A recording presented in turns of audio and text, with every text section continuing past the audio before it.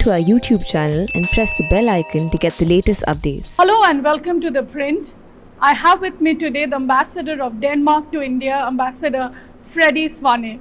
Welcome to The Print, Ambassador, and thank you for talking to us. Thank you very much. It's always a pleasure talking to you. Sure, thank you.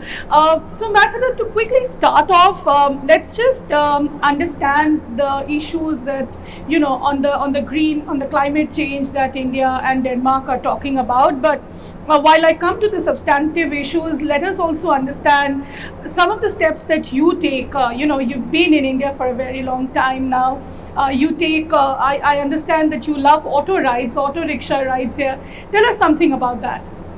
Of course, I think in order to serve as a diplomat, you are an observer to the country that is hosting you, and then you need to get into the culture.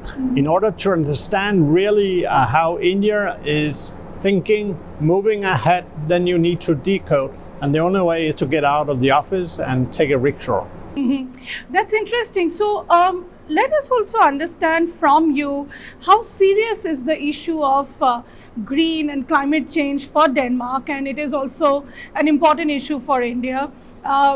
India and Denmark just had a virtual summit, and the fact that an interesting term that came out from it was the Green Strategic Partnership.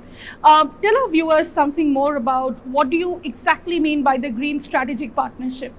I think we all know that the climate is changing. We have calamities, natural catastrophes happening every year, every day.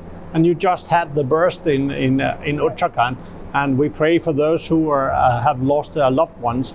But climate is changing. And of course, we need really to work together. Nobody can solve the climate change issue alone. That's why we have reached out to a lot of countries. And India, of course, given India's size, 1.3 billion people, a very, very important nation, then of course we reached out to India, and that led to this Green Strategic Partnership. Ambassador, also let us understand the steps that India has taken. There's been a lot of focus on climate change for the last more than a decade. But we've seen under Prime Minister Modi this creation of the International Solar Alliance, and now with new administration coming in the US, Prime Minister Modi and President Biden has very strongly spoken about climate change. So do you think that's going to get a renewed push now as far as India is concerned, and how can Denmark contribute to that? Of course, I think now with the new Biden administration in place and the very, very, very strong focus on climate changes, US has just announced that they are going back to the Paris Agreement, which is very, very important. Given the fact that climate challenges is not a local issue, it's a global issue. So we have to work together. What is important in this context is, of course, that Denmark being a small country, but we have, with your Prime Minister's wise words, we have the skills, we have the solutions. And Denmark has been the front runner for renewables, for instance, and that's part of the whole context. And when it comes to wind, Denmark is really the leading country in the world. And therefore, we would like to cooperate with India. We are not telling India to do X, Y, Z. We are bringing our technology skills to India. India has the scale, as your Prime Minister also put it, and then you need to think about the scope. The scope of what you are doing for the global climate is immense. And then, of course, urgency, speed is also called for. So we think, and we are in full agreement with the Indian side, that we need to work bilaterally, but we also need to work globally in order to really to tackle this issue. And after the pandemic, this is really an issue where all the efforts worldwide should be put together in order to find tangible solutions. Some of the climatic conditions that India faces is mostly in the northern India and also in the southern India. We've had the tsunami, we've had this, Uttarakhand has been facing this kind of, climatic disasters.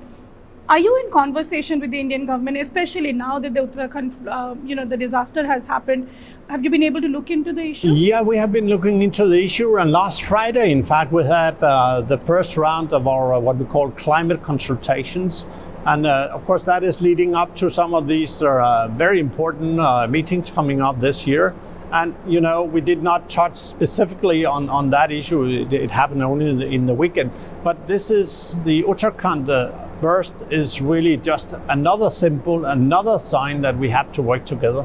So that's something we are looking very much into. And we have identified finance, energy, water, and climate change as the most important tracks for our cooperation with India.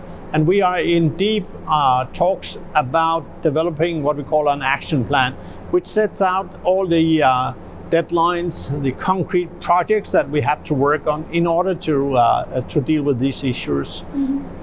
So now coming specifically to India-Denmark bilateral ties. Now, Denmark being part of the European Union, I'm sure you're also aware the kind of issues that India and European Union has. Now, there's been this long pending trade agreement which has been under discussion, the BTIA, in which one of the issues was to bring in climate change and other labor standard issues as being the key partner of the trade agreement, which I think is still under negotiation. There's been no formal round happened since 2013. But how key that agreement is for you as far as Denmark is concerned? I mean, Denmark is a free trade loving nation. 2/3 of our GDP is generated from foreign trade, foreign interaction. And we would like to see a rule-based, open, transparent kind of trading system which will allow each and every, based on our competences, our specialities and so forth, to trade.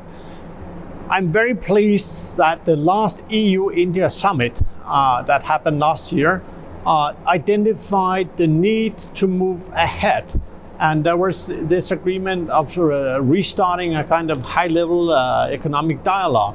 And last week, the Minister of Commerce, Piyush Goyal, and the Trade Commissioner Dombrovskis met and had their first interaction. And that leads up to the EU-India summit in May, later this year. And we sincerely hope that there will be a kind of compromise so we can move on. It's very important. And of course, being a clean tech nation, we have also told the Indians that green transformation is not just about nice statements and so forth. In fact, based on our experience, it's also a job generation scheme. So if you put up wind turbines and so forth and have the manufacturing done here, then it will generate a lot of jobs, thousands of jobs. So it's also about developing the post-COVID economy in a sustainable way. Okay, but in India, the argument has always been that the more you look at taking climate change measures and green measures, then it also is a costly affair, right? It weighs into the government's revenue, and there are issues with things being not cost effective. What would you like to say on that? Yeah, but in our climate consultations that are referred to, we have also discussed these issues. When our two prime ministers had their interaction in September last year, it was also about the job generation kind of effect of green transformation. So we don't see it just as a kind of more costs that will be incurred. It's also about creating new opportunities. India, with a huge young population, will need new jobs, and we think this is one way of doing it.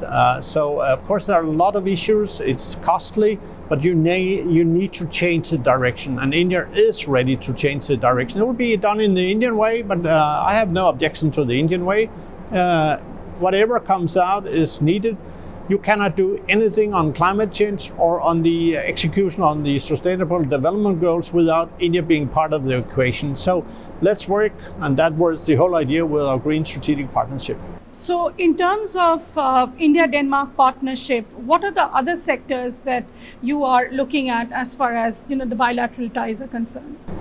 I mentioned energy. We are trying to build up, in full cooperation with our Indian counterparts, a center of excellence for offshore wind. Offshore wind has to be a part of the Indian energy mix, and I'm pretty sure that we'll see some progress in the coming, in the nearest future, I would say. Then another thing which is important is water. And India is surrounded by water. Mm-hmm. You have floods, you have, as we just saw, unfortunately, in Uttarakhand, burst. You also have a scarcity of water, and water is the only substance that cannot be replaced. You can't just take something else and put it in order to substitute water. So we have the water that is at hand. How can you use that effectively and efficiently? In Denmark, as an example, the non-revenue water, meaning water being pumped into the distribution system, the leakage or non-revenue water is around 4 to 5%.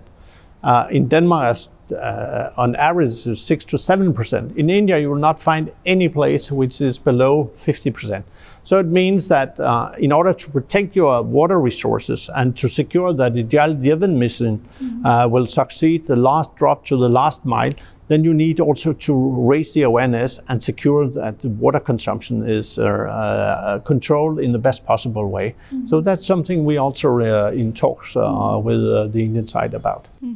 Interesting. Now, Ambassador, I would like you to focus on the fact that now, at present, India is seeing a lot of unrest as far as the farmers are concerned. Now, there's been talk of reforms with 3 farm laws that is also looking at the climate change and other factors.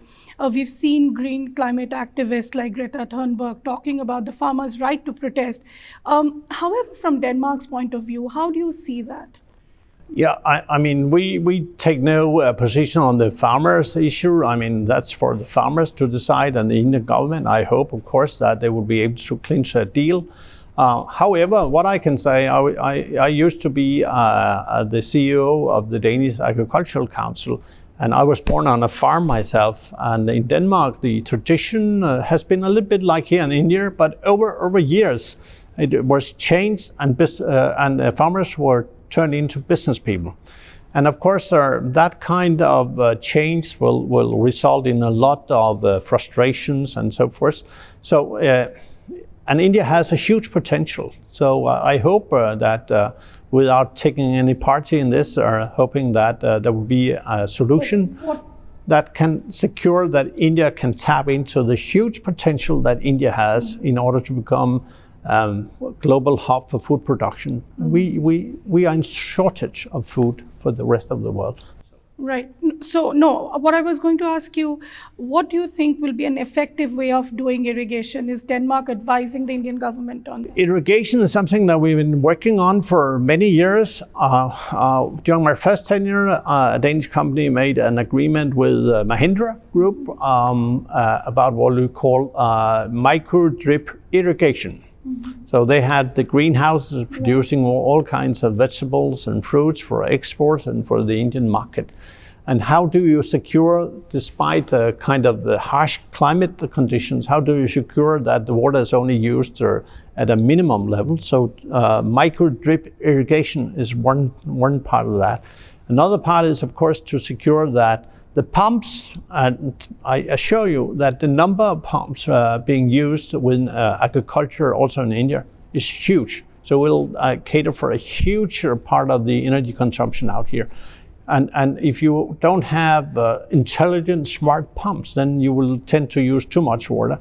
So I think there are many ways of utilizing water in a much more efficient and proper way. So we would like to join hands with those in India who are interested in that. And there are many. Sure. Ambassador, my last question to you will be, now that US is back in the Paris climate change, we are going to have the summit very soon, later this year. How do you think India and Denmark can collaborate with each other and contribute to the climate summit? I think by cooperating, by sharing our insights and bringing the skills from Denmark to India, I'm pretty sure we can help. But of course, we can also raise the awareness about the need to do something about the climate. I mean, it's obvious to each of us that climate is changing and that we cannot continue as if it was just a kind of a seasonal change. It's a permanent change. We have to look into that. And that's why it's so important that we agreed on this Green Strategic Partnership, because that will take us into the future. And India, as I said before, 1.3 billion people, they have the same aspirations, and rightly so, that we have had in our country and in the Western world. So why should Indians not be allowed to develop in the same way? But nobody tells anybody not to do it in a smart and clever way. So let's do it sustainable. And I have a small gift to you, and one for India. This is a paper pen, and it's all made of natural materials. And when you have used it, then you can plant it, because on top there are some seeds, so either it will grow into tomatoes or basil. So that's for you. Interesting. So Thank may you. you stay green, and may the print Sure. be sustainable. Sure. Thank you So so this much. is for the people of India. Sure. From Denmark, we love and hope for a greener future. Sure. Be part of something greener for you. Thank you so much, Ambassador. So on that note, that was Ambassador of Denmark to India, Ambassador Freddy Swane. You are watching The Print. This is Nainima Basu. Do subscribe to The Print YouTube channel.